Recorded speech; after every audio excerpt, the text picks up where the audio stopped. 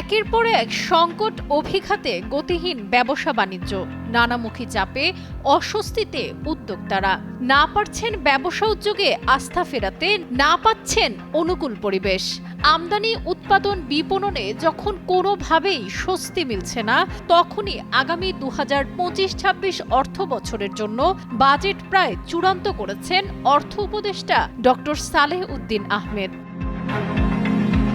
টানাটানির বাজেটে অর্থনীতির ভারসাম্য বজায় রেখে ব্যবসা বাণিজ্য চাঙ্গা করা আর কর্মসংস্থান বাড়ানোই অর্থ উপদেষ্টার মূল চ্যালেঞ্জ। শিল্পোদ্যোক্তা ও বিশ্লেষকরা মনে করেন যে বাজেট উত্থাপন করতে যাচ্ছেন তাতে বেসরকারি খাতের কর্মকাণ্ড চাঙ্গা করে কর্মসংস্থান বাড়ানোই মূল চ্যালেঞ্জ হবে। অন্তর্বর্তী সরকারের অর্থ উপদেষ্টা ডক্টর সালেহ উদ্দিন আহমেদ আগামী ২রা জুন টেলিভিশনে নতুন অর্থ বছরের বাজেট ঘোষণা করবেন। পরে তা উপদেষ্টা পরিষদের বৈঠকে পাশ হবে। জানা গেছে 2025-26 অর্থ বছরের বাজেটটি হতে যাচ্ছে সংকোচনমূলক বাজেট। নতুন বাজেটে মূল্যস্ফীতি ৬.৫% নামিয়ে আনার ঘোষণা থাকবে। আগামী অর্থ বছরের মোট জিডিপি প্রবৃদ্ধির হারের লক্ষ্য ধরা হচ্ছে ৫.৫%।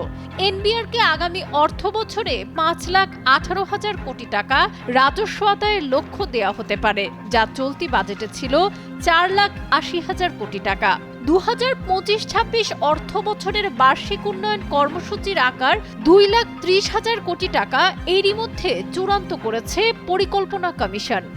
বান্ডেল থাকলে প্রতি সেনমানিতে টাকা বাঁচবে। বিকাশ সেনমানি বান্ডেল কিনে জিতুন প্রতি লেনদেনে। অর্থ উপদেষ্টা ডক্টর সালেহ উদ্দিন আহমেদ বলেছেন, নানা কারণে 2025-26 অর্থ বছরের নতুন বাজেট ছোট করতে হচ্ছে। সরকার বাস্তবায়নযোগ্য বাজেট করতে চায়, মুখরোচক কিছু করতে চায় না। নতুন করে বড় কোনো প্রকল্প নেওয়া হবে না। আসছে বাজেটে মূল্যস্ফীতি নিয়ন্ত্রণে এনে কর্মসংস্থান বাড়ানো বড় চ্যালেঞ্জ হবে।